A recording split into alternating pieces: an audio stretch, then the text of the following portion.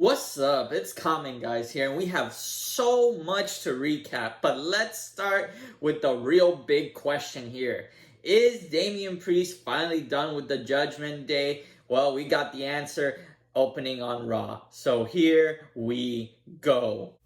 So we begin with the apology tour of Damian Priest. He basically tells everybody that he's sorry for what he did after Backlash, pushing everybody off Jay. Finn Balor, JD seem happy with the apology. Dominic, I am having my suspicions about him, and we're going to get to it in a moment. Damian Priest apology tour being done. Finn Balor okay, JD happy. Then we focus on the King of the Ring. Finn Balor's opponent, Drew McIntyre, is injured, so he doesn't have an opponent. He thinks he's going to get past the first round on a bye week, but he has other things in store for him because Jey Uso is back and he has been chosen to be Finn Balor's opponent for the King of the Ring tournament. Jey and Finn put on an amazing match, and right before the ending of that match, Drew McIntyre shows up to try to cause a distraction, but it doesn't matter. Jey is focused and he gets that win despite Drew's distraction. Now, after the match, Dom be plotting. He's trying to get new members for the Judgment Day, trying to bring in Carlito into the Judgment Day because Carlito is in a feud with Rey Mysterio. Dominic hates his dad, so perfect sense to bring him into the Judgment Day. Damian Priest basically says, hell no, Carlito cost him a match a long time ago, so he's not going to be a member of the Judgment Day. Then Dominic is seen kind of snooping around with Liv Morgan in the background. Now on to some Becky Lynch news. Becky Lynch basically does an interview with Michael Cole, highlighting how the women's division is amazing right now and all the great talent behind the scenes.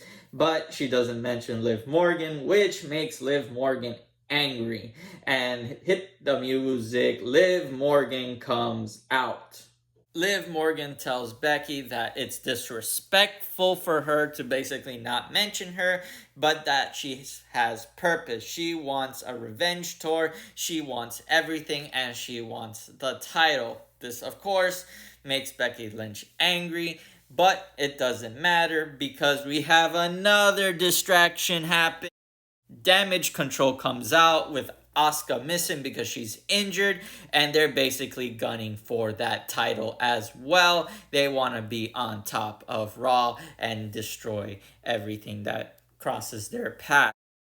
As they surround the ring, Becky and Liv are looking at each other. They don't know if they want to help each other, but then Liv just says, you know what, I'm out of here, and she dips, leaving Becky alone to face Damage Control all by herself. That's where Valkyria comes out and helps Becky take down Damage Control. Overall, great segment. Before I transition to SmackDown, CM Punk did show up on Raw this week, and what I want to highlight is this.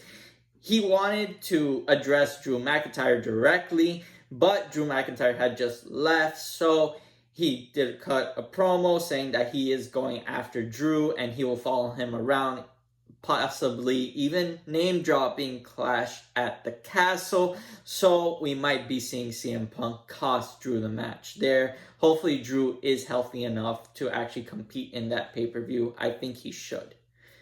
Now on to SmackDown. Now that Cody Rhodes has successfully defended the title, it's time for his next opponent, and SmackDown wasted no time introducing the next opponent, which is Logan Paul. Logan Paul basically says to Cody that this is his story, this is his world, and that WW and him are the rocket ship fuel, and Cody is just a bystander because it's not his story.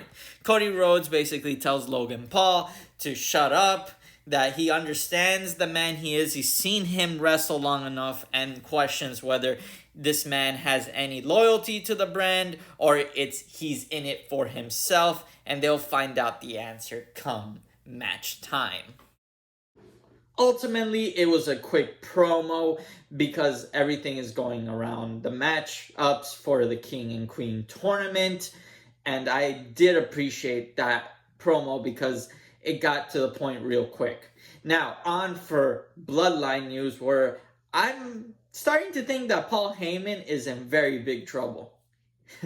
So big that I think he's going to get Samoan spiked eventually. But let's break it all down for you. So Solo and Paul Heyman have a talk.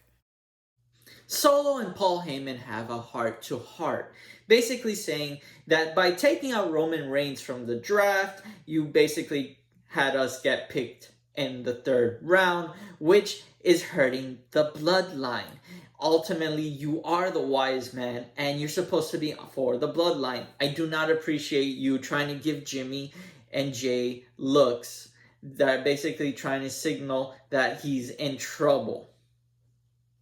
Then we go into the next part of it, where Paul Heyman said earlier a few weeks ago he hasn't spoken to Roman Reigns. Well, it turns out Solo, I think he's lying here, but Solo has spoken to Roman Reigns, and Roman Reigns has allowed Solo to be in charge while he's gone.